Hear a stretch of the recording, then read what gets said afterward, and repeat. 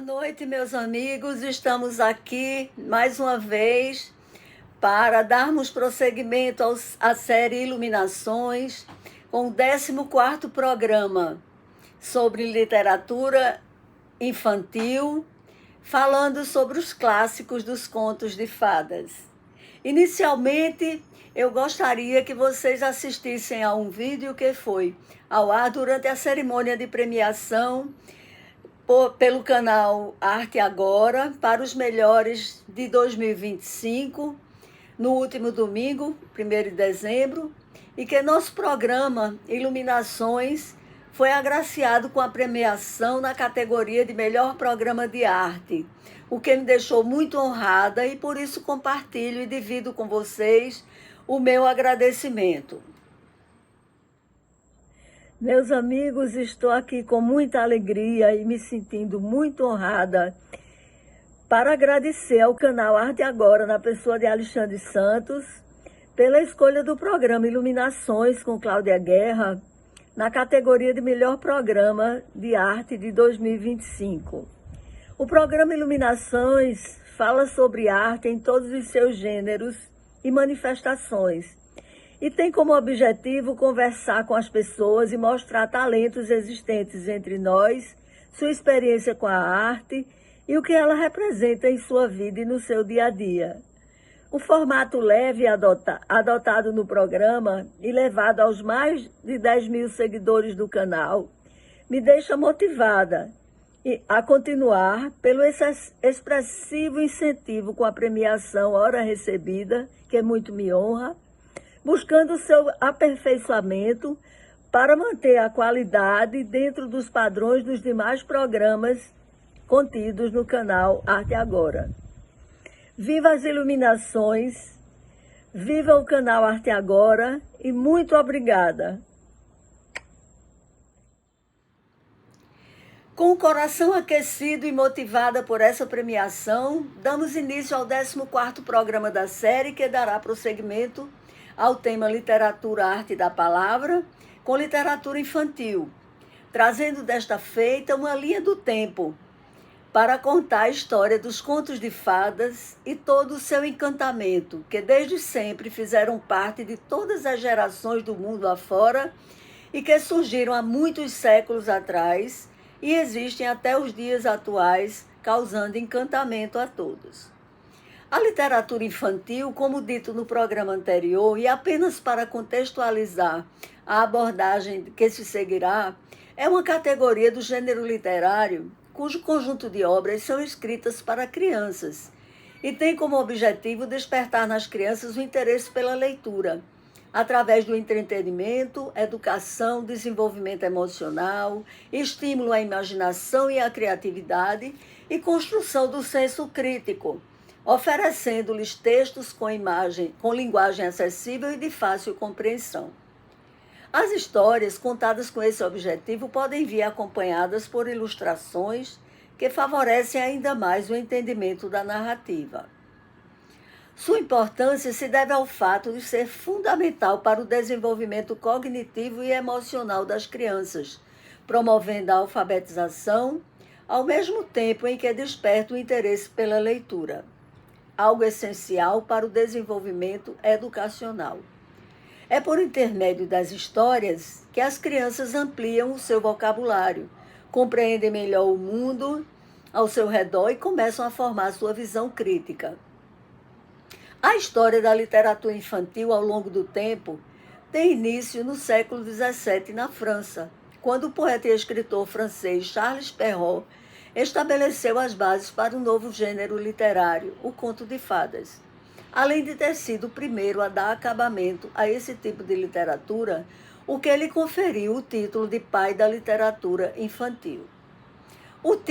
Esse título atribuído a Perrault tem reconhecimento mundial, enquanto no Brasil o Monteiro Lobato é considerado o pai da literatura infantil brasileira. Perrault é conhecido por coletar e reescrever contos de fadas clássicos e sua principal obra é Os Contos de Mamãe Ganso, que inclui 8 contos de fadas, dentre eles A Bela Adormecida, Chapeuzinho Vermelho, Barba Azul, O Gato de Botas, As Fadas. Cinderela, Rick com o topete e o pequeno polegar. Monteiro Lobato, por sua vez, é reconhecido por criar um universo literário nacional com personagens como Emília e a turma do Sítio do Pica-Pau Amarelo, que moldou gerações de leitores brasileiros com histórias que misturavam o folclore com a crítica social. A literatura infantil, ela caracteriza-se por conter um texto narrativo construído com uma linguagem simples e direta, com ilustrações para complementar a história, o que a torna mais atrativa. As histórias são curtas e movimentadas, com uma sequência lógica bem definida com começo, meio e fim, contendo ao final uma lição de moral, que trazem ensinamentos importantes relativos aos conceitos de amizade, coragem, respeito, valores e comportamentos, tornando-se assim a literatura infantil imprescindível ao desenvolvimento das crianças. Dentre os vários tipos de manifestação da literatura infantil, considerando a vastidão dos tipos pelos quais a literatura se manifesta, neste programa daremos ênfase e falaremos sobre Charles Perrault, o pai da literatura infantil, e os clássicos contos de fadas, que o consagrou como novo gênero literário. Todo encantamento é pouco nesse assunto, pois remete à nossa infância, trazendo à tona os ensinamentos aprendidos de forma lúdica, através desses textos que provocavam o nosso universo escolar e se aplicavam em nosso dia a dia. Os contos de fadas. Dentro da história da literatura infantil ao longo do tempo, esse gênero literário teve suas bases estabelecidas pelo poeta e escritor francês Charles Perrault, pelo que recebeu o título, como dito, de pai da literatura infantil, com reconhecimento mundial. Os contos de fadas, eles são narrativas curtas e populares, cujo conteúdo é baseado em elementos de fantasia, como magia e seres míticos, que se originam do folclore, com tradição oral e que se transmitem através de gerações. Fazem parte do gênero conto e se distinguem pela forte presença de elementos fantásticos, tais como fadas, elfos, bruxas, dragões, animais falantes e objetos mágicos.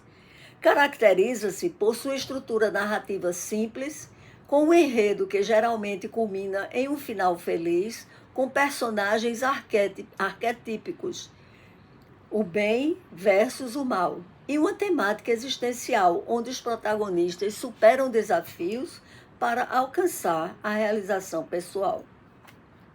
A narrativa nos contos de fadas sempre se remetem a um reino distante e iniciam com a expressão era uma vez e possuem uma estrutura de conflito, desenvolvimento e resolução, que pode envolver um casamento, recompensa ou reparação de dano. No entanto, em sua maioria, os contos apresentam um desfecho positivo, onde o bem triunfa sobre o mal, como em E Viveram Felizes para Sempre.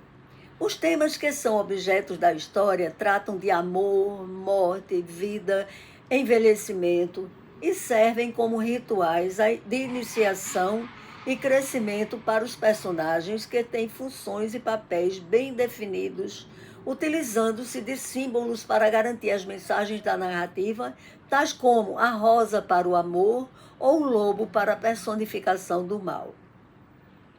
De acordo com a contadora de histórias Marina Bastos, em seu artigo Entenda a relevância que os contos de fada possuem para as crianças,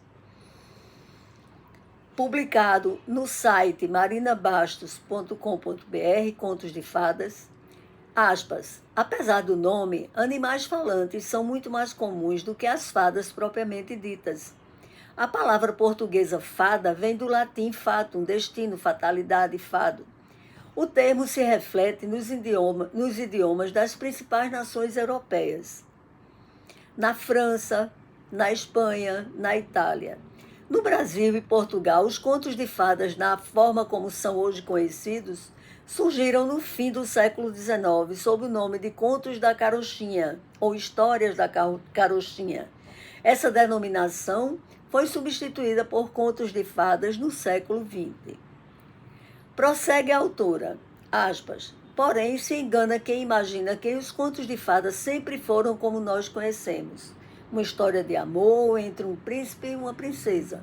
Nos tempos antigos, as histórias eram mais realistas e muito violentas, resultando da forma como que viviam nossos ancestrais. No entanto, autores como Charles Perrault, Hans Christian Andersen e os irmãos Grimm adaptaram e suavizaram as histórias para que elas ficassem adequadas ao universo infantil. Fecha aspas. De conformidade com a professora, pesquisadora e crítica literária Nelly Novaes Coelho, em sua obra O Conto de Fadas, Símbolos, Mitos, Arquétipos, publicado pelas Paulinas em 2012, a partir do século XVIII, graças ao progresso dos estudos de arqueologia, puderam ser provadas como verdadeiras histórias e lendas até então tidas como inventadas ou fantasiosas, mas que realmente haviam acontecido em tempos remotos. E prossegue a autora dizendo que no rastro dessas descobertas confundem-se as pesquisas narrativas populares e folclóricas por toda a Europa e pelas Américas, com base nas quais cada nação empenhava-se em descobrir suas verdadeiras raízes nacionais. Essa verdadeira cruzada de cunho nacional, que resultou em centenas de antologias de contos maravilhosos, fábulas, lendas, acaba por descobrir que tais acervos, embora pertencentes a povos e regiões de formações diferentes, tinham numerosas narrativas em comum, como o Chapeuzinho Vermelho, a Bela Adormecida, a Gata Borralheira, entre outras. Fecha aspas. Então, essa autora faz a seguinte indagação, aspas, como justificar essa comunidade de narrativas em povos que tiveram origens e processos históricos tão diferentes? Fecha aspas. E a resposta foi obtida através de uma pesquisa, onde, segundo a autora, um verdadeiro exército de pesquisadores das várias nações e pertencentes às mais diversas áreas de conhecimento, tais como filologia, linguística, folclore, antropologia, etnologia, história, literatura e pedagogia, empenharam-se durante anos em rastrear os caminhos possivelmente seguidos por essas narrativas arcaicas que, vindas de origem dos tempos, chegaram até os nossos dias. O cruzamento das várias pesquisas acabou revelando, nas raízes daqueles textos populares, uma grande fonte narrativa de expressão popular, a fonte oriental, procedente da Índia, séculos antes de Cristo, que vai se fundir através dos séculos com a fonte latina, greco-romana, e com a fonte céltico-bretã, na qual nasceram os contos de fadas. Fecha aspas. E conclui a citada autora dizendo que essas diversas fontes, levadas através do tempo para diferentes regiões por peregrinos, viajantes, invasores, foram se misturando umas às outras e criando as diferentes formas narrativas nacionais, que hoje constituem a literatura infantil clássica e o folclore de cada nação. Fecha aspas. Ressalta uma curiosidade importante, uma difusão realmente espantosa quando lembramos que nesses tempos primordiais a comunicação se dava de pessoa para pessoa e os povos que receberam tais narrativas viviam distanciados geograficamente, separados por montanhas, rios, mares, em um tempo em que as viagens eram feitas a pé ou a cavalo ou em barcos toscos. Isso prova a força da palavra como fator de integração entre os homens. E uma vez que neste programa estamos destacando e contando a história dos contos de fadas, a propósito, vamos nos ater à fonte oriental, citada na pesquisa realizada, a respeito da qual a professora Nelly Coelho assim se refere na página 40 de sua obra. Aspas. A mais importante coletânea do fabulário oriental, As Mil e Uma Noites, deve ter sido completada em fins do século XV, mas só no início do século XVIII ficou conhecida no mundo ocidental por meio da tradução francesa feita por Antoine Galland e publicada em 1704. Desde logo alcançou o mais completo sucesso entre os leitores e nos salões elegantes, na França governada sob o manto do Rei Sol, Luís XIV. E prossegue a autora dizendo que, coincidentemente ou não, o momento era propício à fantasia extravagante e à magia das fadas. Perrault publica os Contos da Mãe Gansa, nos quais se redescobriram as fadas e o maravilhoso. Os contos chamados de maravilhosos surgiram durante o longo período da Idade Média, marcada por um convívio humano violento, grandes disputas físicas por espaço e poder e barbaridades de toda sorte cometidas entre humanos que acabam fazendo parte das narrativas maravilhosas dessa época. Segundo a citada professora, na pesquisa em referência consta que nos contos populares medievais, o mundo feudal está representado em toda a sua crueza. O marido que brutaliza a esposa, em Grisélides, o pai que deseja a própria filha, em Pele de Asno, as grandes fomes que levavam os pais a abandonarem os seus filhos na floresta, como João e Maria, a antropofagia de vários povos que se transforma no gigante comedor de crianças, em João e o Pé de Feijão, entre outros. Entretanto, quando adaptados para crianças por Charles Perrault e pelos irmãos Grimm, essa violência e crueldade dos contos medievais foram suavizadas, segundo a autora, tendo a primeira coletânea desses contos sido publicada por Perrault no século XVII. Vamos falar um pouco agora de Charles Perrault, essa figura tão importante na literatura infantil. Charles Perrault nasceu em 1628, em Paris, e faleceu no ano de 1703, também em Paris. Perrault foi um autor francês do século XVII e é conhecido por coletar e reescrever contos de fadas clássicos como Cinderela e Chapeuzinho Vermelho, integrantes da coletânea Contos da Mãe Gansa. Curiosidade: Perrault não é a Bela Adormecida original. Existe uma versão ainda mais antiga dessa história, com a maioria dos mesmos pontos da trama de Perrault e detalhes ainda mais perturbadores. Sol, Lua e Thalia, de Giambattista Basile. Essa peculiar versão italiana da Bela Adormecida foi publicada em 1634, mais de 60 anos antes da versão de Perrault. Nela, a Bela Adormecida se chama Thalia, e os astrólogos preveem em seu nascimento que uma pequena lasca de linho será a sua ruína. O rei bane todo o linho, cânhamo e outros materiais para a fiação do reino, mas uma vendedora ambulante que passa fiando o linho chama a atenção de Thalia.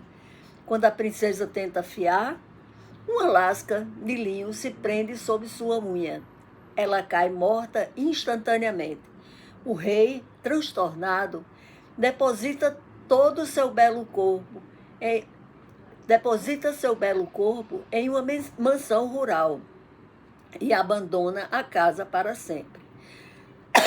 Anos se passam até que um rei de uma terra vizinha, caçando na floresta, encontra Thalia.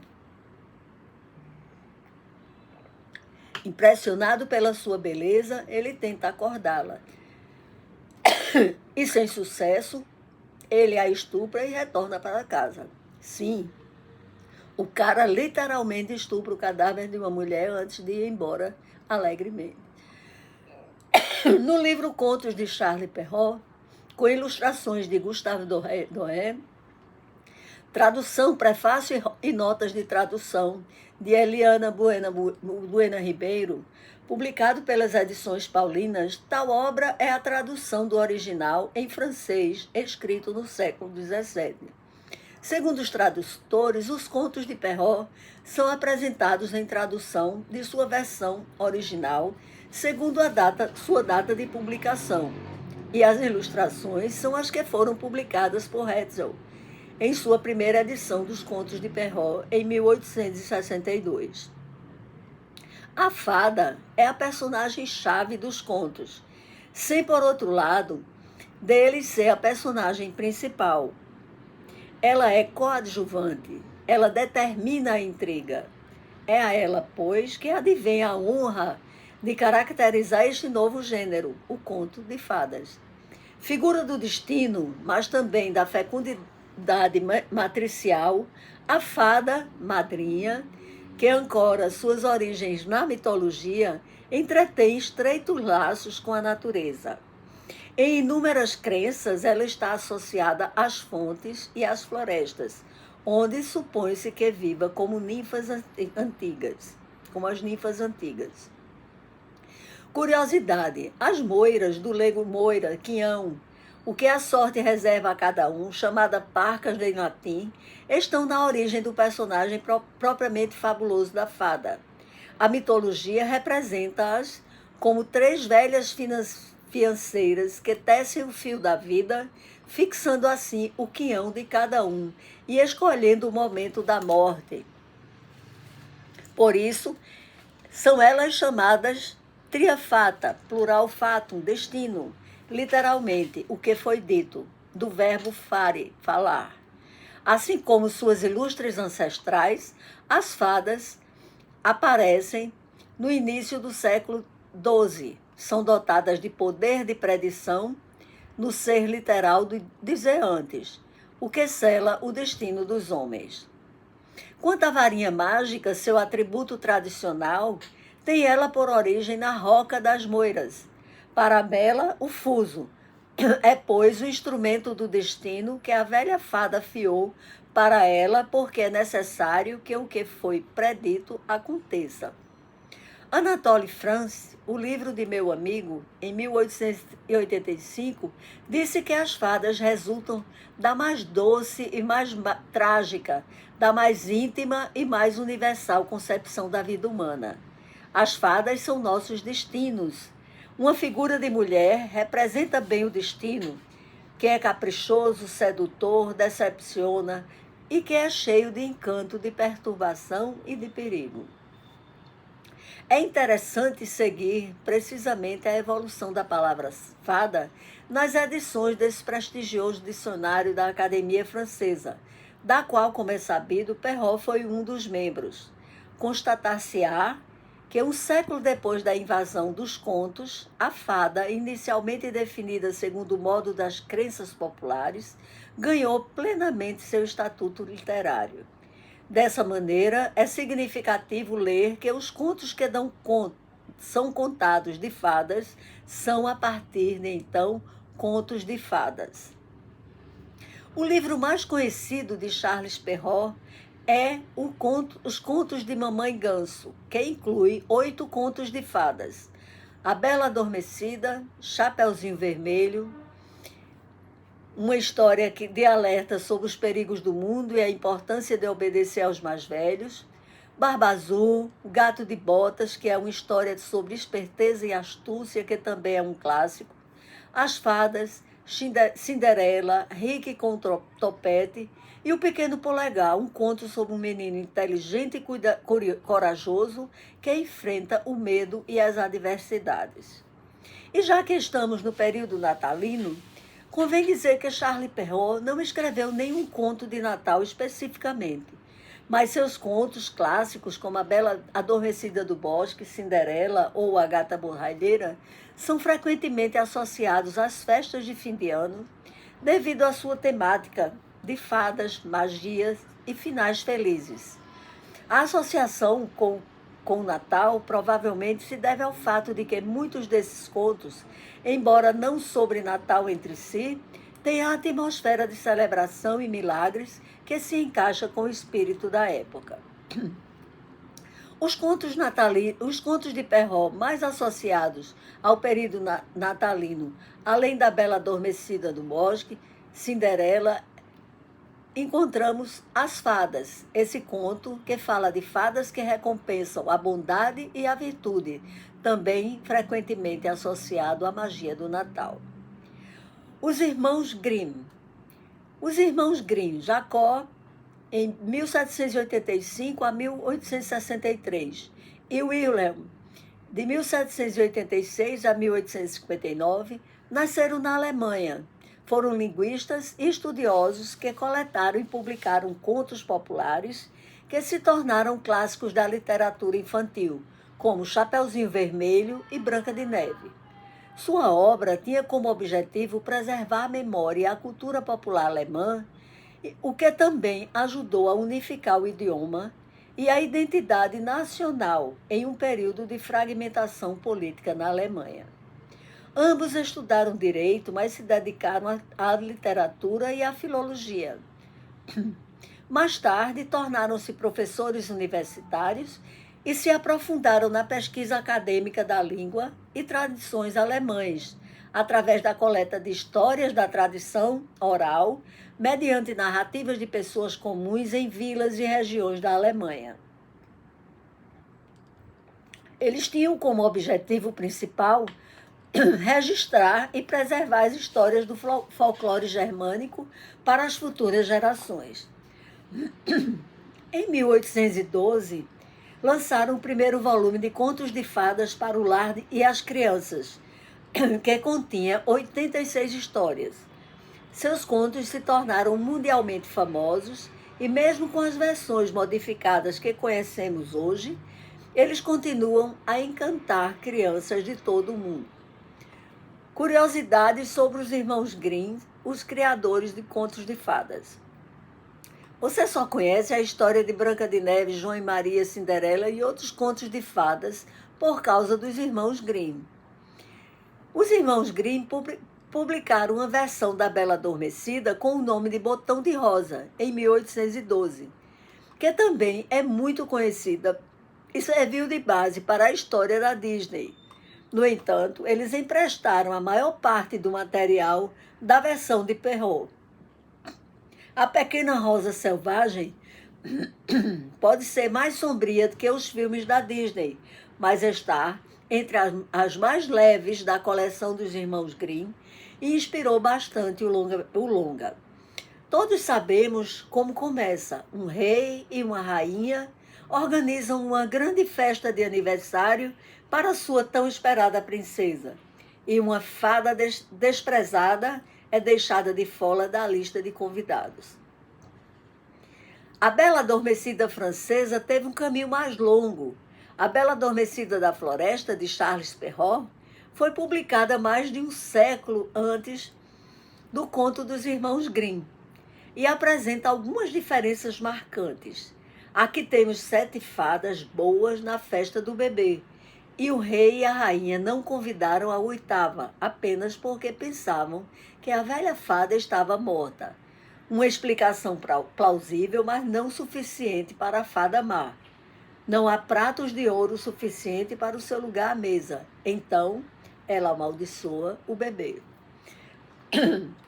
Importa salientar que os irmãos Grimm não se apropriaram da autoria dos contos de fadas de Charles Perrault. Embora ambos tenham coletado e publicado histórias semelhantes, como o exemplo acima, eles o fizeram em épocas diferentes, com propósitos distintos e a partir de fontes diferentes, principalmente de tradição oral.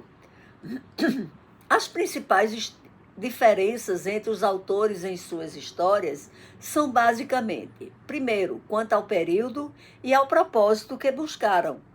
Charles Perrault publicou sua coletânea Contos da Mamãe Gansa em 1697 na França, com o objetivo de entreter a corte aristocrática, o que resultou em versões mais polidas e com lições de moral explícitas. Os irmãos Grimm, por sua vez, publicaram os seus contos de criança e do lar, mais de um século depois, a partir de 1812, na Alemanha, com foco na preservação do folclore e do espírito do povo alemão, como parte de um movimento nacionalista e romântico. A segunda diferença é quanto às fontes. Perrault baseou-se em contos populares que circulavam em salões literários e na tradição oral. Os irmãos Grimm, por sua vez, realizaram um trabalho mais sistemático de coleta, entrevistando contadores de histórias, principalmente mulheres da classe média local, e buscando preservar os relatos orais em suas formas mais cruas e detalhadas. A terceira diferença é quanto ao estilo e conteúdo. As versões dos Grimm são frequentemente consideradas mais sombrias, detalhadas e menos suavizadas, em comparação com as de Perrault, que eram mais adaptadas ao público infantil e à sensibilidade da corte francesa. Ambos os autores beberam da fonte comum da tradição oral europeia, que continha as raízes de muitas histórias, como a Gata Borralheira, ou Cinderela, e a Bela Adormecida. Assim, pode-se concluir sem dúvidas que não houve apropriação indevida, mas sim a documentação e reinterpretação independentes de narrativas folclóricas por diferentes culturas e em diferentes contextos históricos. E tendo falado sobre a história e a linha do tempo dos contos de fadas, a partir de Charles Perrault e dos irmãos Grimm, sem, logicamente, a pretensão de esgotar o assunto, que terá continuidade no próximo programa da série, com a encantadora história das fábulas. Pretendemos, em cada programa da série, trazer para vocês um escritor pernambucano para falar sobre sua escrita e suas obras e a escolha por esse gênero e seus projetos nesta área que tanto encanta tanta gente de tantas gerações ao longo de tantos anos. É com muito prazer que apresento agora para vocês o vídeo do escritor pernambucano Antônio Carlos do Espírito Santo, que gentilmente aceitou o meu convite para compartilhar conosco a sua experiência e apresentar sua vasta obra nesse gênero. Ouçamos o que Antônio nos diz. Antônio Carlos do Espírito Santo. Foi esse o nome que eu recebi naquela noite de lua em que nasci. E ao me ver assim cheio de espanto, Olinda cobriu-me até hoje com seu manto. 3 vidas terás, disse o Criador. Médico serás, também professor. De quebra, te sopro imaginação para que possas manobrar o teu balão por entre as nuvens dessa vida de escritor. 30 anos de farra. Isso porque, há 30 anos atrás, a editora Bagaço lançou o meu primeiro livro, A Farra dos Bonecos, que agora está na sua 3ª edição. A Farra dos Bonecos abriu caminho para outros livros. Veio A História para Boi Dormir, veio A Coruja que Virou Estrela, O Guerreiro Papaléguas e O Primeiro Natal da Rainha Bem-Querer. Isto sem falar nos livros lançados por outras editoras, como esse Do Outro Lado do Espelho, da Universidade Federal de Pernambuco. E outros livros que foram publicados pelo próprio autor, como esse 2 peças para o Teatro Infanto-Juvenil e Naquele Dia em que Virei Abelha, esse aqui feito em coautoria. Temos ainda as crônicas, que eu tenho publicado em coletâneas. Essa aqui, coletânea da oficina de Paulo Caldas. E essa outra, revista da Oficina de Letras, publicado pela Sociedade Brasileira de Médicos e Escritores Regional de Pernambuco. É importante dizer que A Farra dos Bonecos me colocou diante de situações muito interessantes. Uma delas é a da menina que discute comigo por que é que eu não fiz um final mais trágico para o vilão. Ela me diz, ele provocou a morte de vários bonecos da história e por isso devia ter sido eliminado. Uma outra vivência que eu não esqueço é a da menina que, no final de uma visita à escola, todos nós sentados em círculo no chão, ela levantou, chegou até mim, estendeu os bracinhos e se achegou ao meu pescoço e ficou ali quieta, como se aquilo fosse um agradecimento silencioso. Foi um momento assim difícil de esquecer. Uma outra lembrança muito presente é aquela em que A Farra dos Bonecos estava como livro usado numa livraria de sebo. Foi levado para uma instituição que trabalha com crianças especiais e lá foi adaptado para teatro. Ganhou financiamento do Ministério da Cultura e foi para os palcos do Recife, para o Teatro Valdemar de Oliveira. Então, A Farra dos Bonecos, adaptado para teatro. Uma outra adaptação da Farra dos Bonecos foi feita para a dança. A professora de uma escola pública de um município aqui perto elaborou um número de coreografia com esse texto. E esse número foi levado com o apoio da editora Bagaço para uma Bienal do Livro em Fortaleza, lá no Ceará. Foi levado também em algumas escolas públicas e privadas aqui da região metropolitana do Recife e foi levado para uma oficina de uma Secretaria Municipal de Educação de um município aqui também da região da Mata Norte de Pernambuco. Eu acho muito produtiva essa conexão entre a literatura e as outras artes. Então, sempre que um texto literário é aproveitado, é adaptado, seja para o teatro, seja como foi, no nosso caso, para a dança, eu sempre acho assim muito interessante. E, na época da pandemia, nós tivemos uma leitura dramática a partir de um texto, já de um outro livro, que é Duas Peças para o Teatro Infanto Juvenil, um texto chamado As Filhas do Sol, que foi lido no Colégio Marista, lá de Curitiba, por alunos do Clubinho Anjos Leitores. Foi uma leitura dramática online, em que eu, daqui, participei com eles, que estavam lá reunidos com a professora, a diretora do colégio, fazendo essa leitura dramática. Quanto ao projeto para o próximo ano, nós terminamos os originais de um romance, é o meu primeiro romance, intitulado O Guiador de Vagalumes.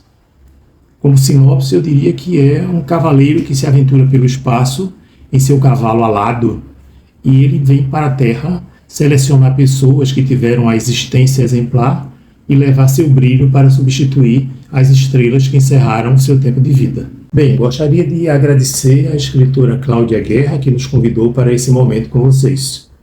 Em outro momento, estaremos, tenho certeza, outra vez conversando. E assim, depois de ouvir tanta inspiração nessa arte de escrever e encantar por parte do depoimento de Antônio, e caminhando para o final do programa, despedimos-nos com saudade e já esperando pelo próximo programa para continuarmos a falar sobre esse gênero tão encantador e da arte da palavra, que é a literatura infantil. Um abraço em todos, muito obrigada pela atenção e reafirmo que é sempre muito bom estar com vocês. Viva as iluminações e viva a literatura infantil. Boa noite a todos.